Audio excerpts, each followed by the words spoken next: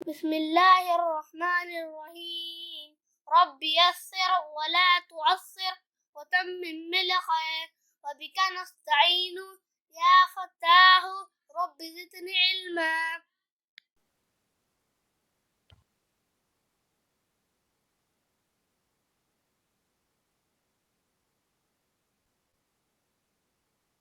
زیر زبر پیش کسی آواز.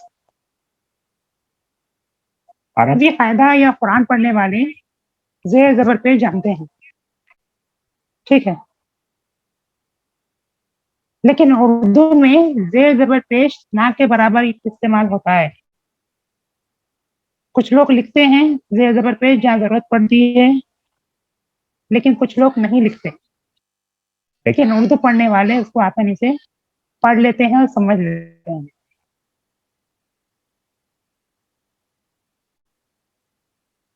آپ کو زیر زبر پیش بہت کم پڑھنے کو ملے گا، ٹھیک ہے. اردو الفاظ میں زیر زبر پیش اگر نہ بھی لکھا جائے تب بھی زیر زبر پیش کی آواز آتی ہے. وہ کیسے آئے گی انشاءاللہ آگے پتہ چلے گا. مثال کے طور پر یہ دیکھیے، ان کا الف نون ان کاف الف کا، یہ اپن ان کا پڑھے تھے لاسٹ ٹائم جو پڑھے تھے، الف نون ان پڑھے تھے، ٹھیک ہے. وہ ان بھی ہوتا، الف نون ان بھی ہوتا، الف نون ان بھی ہوتا. یہ ان کا یا اس کا یا اس کی، اس کا اس کا اس کا، ان کا ان کا لکھ رہے سیم، ٹھیک ہے. الف نون ہی لکھیں گے، لیکن پڑھنے والے پڑھ لیں گے کہ یہ ان ہے یا ان، وہ آپ کو سینٹینس کے حساب سے پتہ چلے گا، ٹھیک ہے. یہ ان کا بیٹا ہے، یہ اس کا پین، یہ اس کا قلم ہے، یہ اس کا لیپ ٹاپ ہے. اس وجہ سے وہ سمجھ جائیں گے کہ یہ اس ہے یا اس. اب تک ہم نے جو پڑھا وہ صرف زبر والے حروف پڑھے تھے، جیسے کہ اب، جب، تک، لٹ، کب، بس، نل، چل، ٹھیک ہے. ہم نے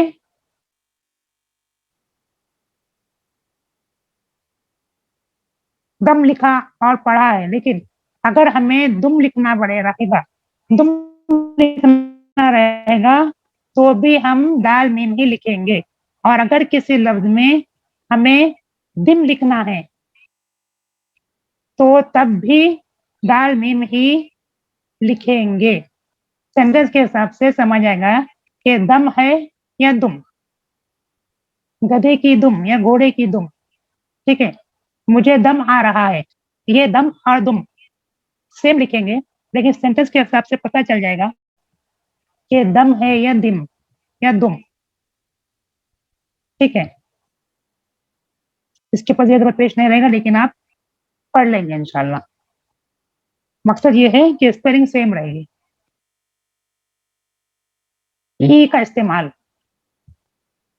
ٹھیک ہے. ای کا استعمال 3 طرح سے ہوتا ہے. ای کا استعمال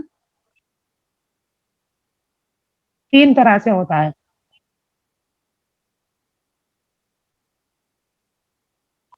اس کا مطلب 3 قسم کی آواز کے لیے آپ ای یوز کریں گے.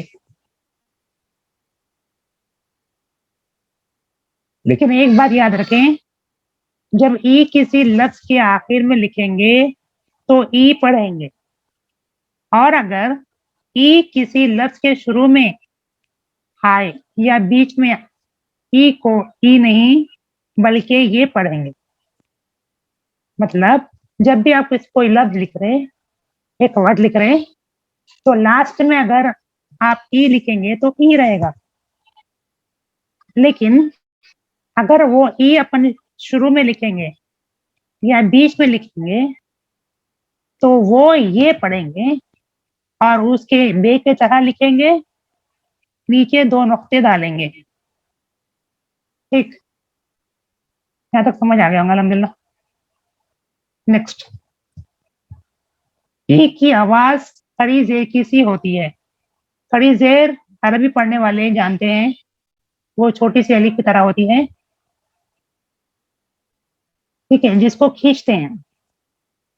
مثال کے لیے اگر نیچے کو جانے والی آواز کو کھینچنا ہو تو ای یوز کریں گے.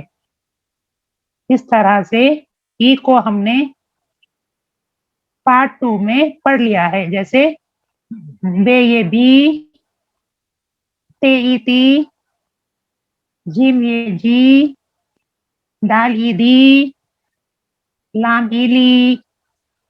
جب بھی ای کی آواز کو کھینچنا رہے گا تو ہم ای لکھیں گے کھڑی زیر کی طرح, اس کو کھینچیں گے. مثال کے طور پر یہ دیکھیے جیت, یہ جیت نہیں ہے, جیت ہے. جیم یہ تے, ٹھیک ہے, یہ جیم یہ تے اس لیے بول رہے لکھے ای, لیکن بیچ میں آنے کی وجہ سے یہ ای کی آواز یہ میں بدل گئی, اور اس لیے اس کا کام لیکن سیم ہے, اس کو کھینچنا ہی ہے. جیم یہ جیت, جیت. گاف یہ گیت, گیت. دال یہ دی, نون, دین. میم یہ لام, میل. ٹھیک ہے, اس کو کھینچنے کے لیے یوز کرے ای کو. جیسے کہ بتایا گیا کہ اگر ای حرف کسی ورڈ کے شروع یا بیچ میں آئے تو ای کو یہ پڑھیں گے, اس لیے ای کی آواز بھی یہ میں بدل جائے گی. یہاں پہ اس کی مثال دیکھیے, یہاں پہ بھی ای لکھے تھے لیکن شروع میں آ گیا تو اس کو ہم یہ پڑھیں گے, یہ الف زبر, یہ الف رے. یار, یہ الف یا ہو گیا, پھر دال, یاد. ٹھیک ہے, جیم یہ لام, جیل. یہاں پہ یہ بیچ میں آیا لیکن اس لیے اس کو یہ کی آواز آ رہی ہے. جیم یہ لام, جیل نہیں, جیل. تے یہ لام, تیل. میم یہ لام, میل. دال یہ نون, دین. اگر آپ اوپر دیکھیں گے تو میم یہ لام اوپر بھی لکھے ہوا ہے اور دال یہ نون, دین بھی اوپر لکھے ہوا ہے, لیکن کیونکہ ہم دین پڑھ رہے تھے اس لیے اس کو دین پڑھے, اور یہاں پہ ہم دین پڑھ رہے اس لیے اس کو دین پڑھے. ٹھیک ہے, دین کا جب ذکر ہوگا تو سینٹینس میں وہ دین پڑھا جائے گا, اور جب لینے دینے کی بات ہوگی, لین دین, تو وہاں پہ لکھیں گے سیم دین کی جیسا ہی لیکن پڑھیں گے دین. ٹھیک ہے, یہ میل ہو گیا, میل جول جیسا بولتے, آپ کا میل جول کا ساتھ. ٹھیک ہے, یہ میل لکھے سیم جیسا اوپر میل لکھے تھے آپ, میل اور میل, لیکن سینٹینس کے حساب سے یہ آپ سمجھ جائیں گے انشاءاللہ کہ میل ہے یا میل ہے, کیونکہ میل آئے گا تو ساتھ میں 2 میل, 3 میل, 4 میل, آدھا میل, 100 میل ایسا آ جائے گا. جب میل ہے تو کسی کا میل کا ذکر ہوگا کہ اس کا میل جول ہے. ٹھیک ہے, یا پھر اس طرح سے آپ کو پتا چل جائے گا. نیکسٹ, کی آواز حرف لین. لین تجوید کا ایک قاعدہ ہے, یعنی یہ سے پہلے کی آواز ابھی ہوتی ہے, یعنی یہ کی آواز حرف لین کی طرح ہے جسے یا سے پہلے یا یہ سے پہلے زبر جب لگاتے ہیں یا بن یا پڑھتے ہیں تو اس کی آواز جیسی آتی اسی طرح یہاں پہ ہی استعمال ہوگا. مثال دیکھیے انشاءاللہ سمجھ آ جائے گا. یہ دیکھیے عیش, عین یہ شین, ایش ہے, لکھے اپن ایش, اپن ایش لکھے, عیش لکھے, وہ آپ کو سمجھ میں آئے گا. یہ عیش ورڈ ہے, ایش کوئی ورڈ نہیں, عیش کر, عیش ہے یہ. ٹھیک ہے, آئینک, آئینک, اس کو آپ اینک تو نہیں پڑھیں گے, ٹھیک ہے, وہ آئینک لگا کر ہے. तो ये आई हो गया, आई हम क्या है, आइन ये नून का, आई नक, आई, आई, इस तरह से आवाज आएगी, आई। लिखेंगे या लिखेंगे ई ही, लिखेंगे ये ही, नीचे दो नक्शे भी डालेंगे, लेकिन पढ़ने में चेंज हो जाएगा। आइन ये नून का, आई नक, आइन, आइन ये बे, आइब। ठीक है, इस तरह से आप लिख रहे सेम, लेकिन पढ़ने में चेंजेस हो जाता। बोलना मकसद ये है, अगर मैं दीन, अगर टेस्ट में आपको ये आगे चलकर दीन लिखना रहा या देन लिखना रहा, मील लिखना रहा या मेल लिखना रहा, आप लिखेंगे सेम, कंफ्यूज होने की जरूरत नहीं है।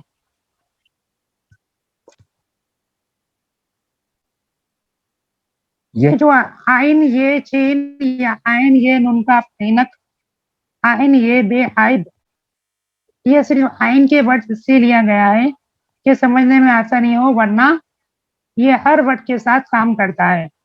जैसे बाई, जई, तई, कई, दई, इस तरह से। ठीक है, अब हम देखेंगे वाव का इस्तेमाल। वाव के इस्तेमाल की भी 3 किस्म है, यानी वाव का इस्तेमाल 3 तरह से होता है। एक हमने पार्ट 2 में पढ़ लिया है। मिसाल, बे वाव वू, जीम वाव जू, दाल वाव दू, सीन वाव सू, लाम वाव लू। इस तरह से हमने पार्ट 2 में पढ़ चुका है, हमने पढ़ चुके हैं। नेक्स्ट रहेगा वाव का दूसरा इस्तेमाल। इसका इस्तेमाल सेम हरफ लीन की तरह रहता है। याद रखिए, हरफ लीन अरबी का फायदा है। अरबी पढ़ने वाले, सीखने वाले जानते हैं कि लीन की आवाज कैसी होती है। ठीक है, इसका तरीका ये रहता कि वाव से पहले जबर आता। वाव से पहले कोई भी हर्फ रहने दो, कोई मैटर नहीं करता। अगर उसके ऊपर जबर है और उसके फौरी बाद वाव है, तो आपका वो हरफ लीन है। ठीक है, जबर से क्या है, वाव से पहले जबर की आवाज आएगी। मिसाल के तौर पर जीम वाव जऊ, आवाज को और करिए आप। जीम वाव अपन जू पढ़े, पार्ट 2 में अपन जब जीम वाव लिखे थे, जब जू पढ़े थे, लेकिन वो जू भी है और वो जौ भी। ठीक है, जीम वाव जू भी होगा, जीम वाव जौ भी होगा, और जीम वाव और एक चीज भी होगा जो, वो नेक्स्ट हम पढ़ेंगे इंशाल्लाह। तो यहाँ तक समझ लीजिए कि जीम वाव जौ। इसी तरह अगर आप चौकी बोलेंगे, लिखेंगे चौकी, जीम वाव चू जो पढ़े अपन पार्ट 2 में, लिखेंगे चू, लेकिन पढ़ेंगे चौ, चौकी। ठीक है, अब मैं चौ बोलूं या चू बोलूं या चो बोलूं, लिखना है आपको चीम वावी, चीम वावी लिखना है। उसको प्रोनाउंसिएशन करने वाले प्रोनाउंस कर लेंगे वर्ड के हिसाब से, वो चौकी को चौकी तो नहीं पढ़ेंगे। ठीक है, चौकी चौकी को चौकी तो नहीं पढ़ेंगे, वो चौकी है तो चौकी ही पढ़ेंगे। ठीक है, और 100 नंबर, ठीक है, 100 पढ़ेंगे, सू तो नहीं पढ़ेंगे, सू नंबर आए, आपको सू में से 100 आए थोड़ी पढ़ेंगे, लिखेंगे सेम वो सू ही, लेकिन पढ़ने वाले पढ़ लेगा कि वो सू है या 100 है। आपको 100 नंबर आए, आपको 100 में से 10 नंबर आए, तो इस वजह से वो लिखेंगे सेम वो सू, लेकिन पढ़ेंगे 100 या 100। ठीक है, तो वर्ड के हिसाब से, सेंटेंस के हिसाब से लोग पढ़ लेंगे और आपको लिखना है इसी तरह से। थर्ड पार्ट इसी पर मुश्तमिल है, आपको प्रोनाउंसिएशन पहचानना है और उसको लिखना है, कंफ्यूज नहीं होना है। जो, जू या जो, जौ, जौ, जू या जो, یہ تین ورڈز کی اسپیلنگ سیم ہے، جیم واؤ.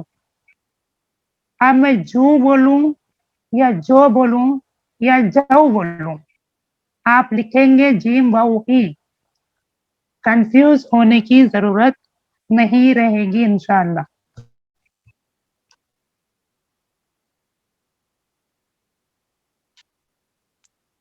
واؤ کا تیسرا استعمال او کی آواز کے لیے بھی ہوتا ہے. واؤ کا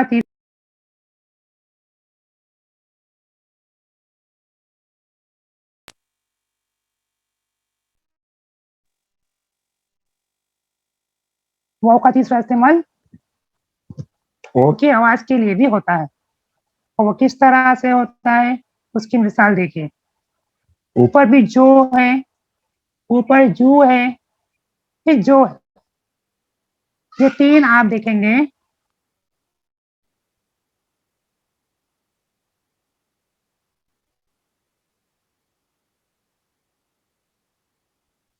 یہ دیکھیے،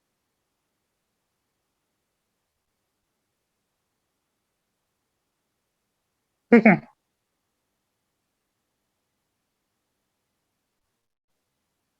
یہ اس کی اسپیلنگ اردو میں دیکھیے آپ لوگ، جیم واؤ جیم واؤ جیم واؤ. لیکن جب اوپر پڑے تو جو پڑے. اس کے بعد جب سیکنڈ پوائنٹ پڑے اپن، وہاں پہ جو پڑے،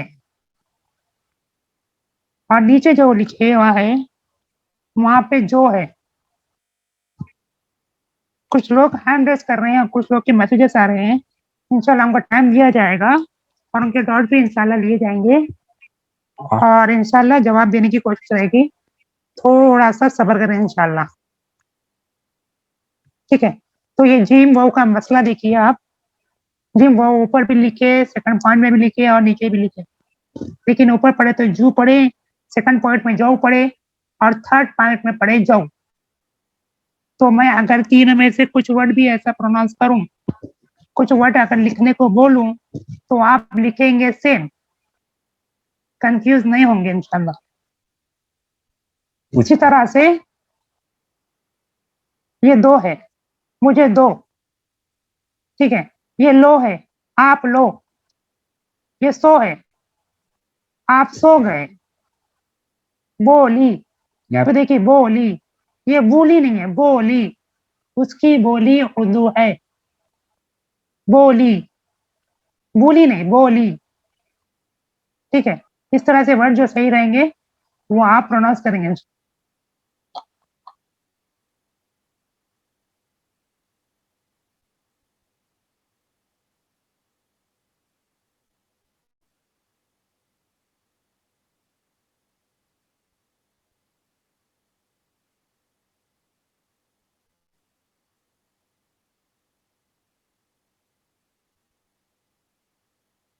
نیکسٹ ہے الف مدہ کا استعمال.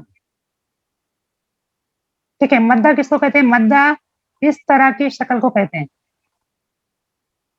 مدہ کس کو کہتے ہیں؟ مدہ اس کو کہتے ہیں. ٹھیک ہے، یہ مدہ ہے.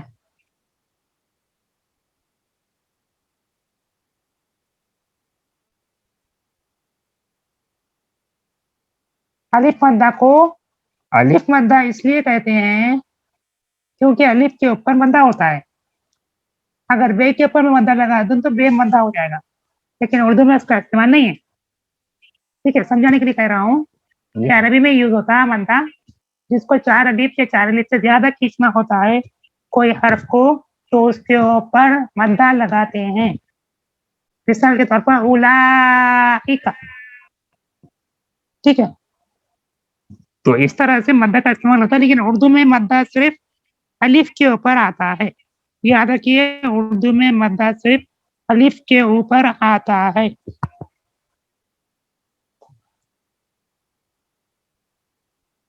الف مدہ الف کی آواز کو کھینچنے کے لیے استعمال ہوتا ہے. ٹھیک ہے، مدہ کیونکہ الف کے اوپر آتا ہے اور اس کا استعمال یہ ہے کہ یہ الف کی آواز کو کھینچنے کے لیے لگایا جاتا ہے اور یہ ورڈ کے شروع میں ہی آتا ہے. یعنی الف مدہ جب آپ لکھیں گے، کسی الف کو اگر آپ کو کھینچنا رہے گا تو وہ ورڈ کے شروع میں ہی آئے گا زیادہ تر گنتی کے کچھ ورڈس ہیں جس میں الف مدہ آئے گا لیکن بیچ میں آئے گا. اردو کے آخری ورڈ کے کسی بھی ورڈ میں اردو میں مدہ الف مدہ آخر میں نہیں آتا.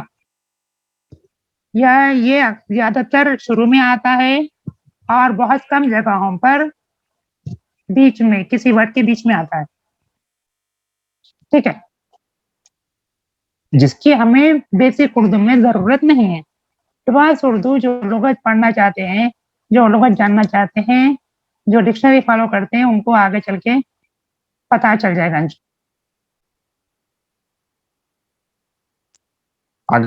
کسی ورڈ کے شروع میں الف کے بعد الف کی ضرورت ہے تو اس کے لیے ہم الف مدہ یوز کریں گے. ٹھیک, مثال کے طور پر دیکھیے, جب ہمیں ای کی آواز کو کھینچنا تھا تو ہم یہ لگا رہے تھے بیچ میں, یہ جس سے ہم آواز کو اور زیادہ کھینچ رہے تھے. اگر ہم کو الف کی آواز کو کھینچنا رہا تو ہم الف کے بجائے الف کے بعد الف لکھنے کے بجائے الف کے اوپر مدہ لگا دیں گے, جس سے اس کو کھینچ کر پڑھیں گے. مثال دیکھیے, الف مد آ میم آم, الف مد آ بے آب, الف مد آ لام آل. ٹھیک ہے, الف مد آ دال میم دم آدم. یہ جب بھی مدہ لگائیں گے الف پر تو یہ کھینچنے کے لیے لگائیں گے. آدم, آل, آب, آم, آزمائش, آرام. ٹھیک ہے, اس طرح سے. اگر ہمیں آم کے لیے صرف الف میم لکھیں گے تو وہ آم نہیں پڑھا جائے گا نا.